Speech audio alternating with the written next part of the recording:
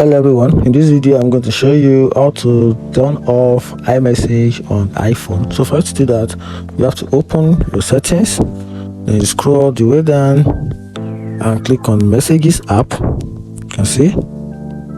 Good. When you click on it, then there's an option under notification, this particular option which is iMessage. Just simple turn it off.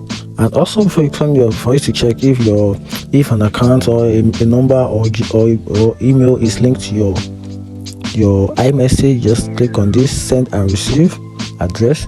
Then under that, then you can see the numbers and mails that is connected to your iMessage. And if you want to delete them, just click and you uncheck the mark. You can see once I click on one, you uncheck it.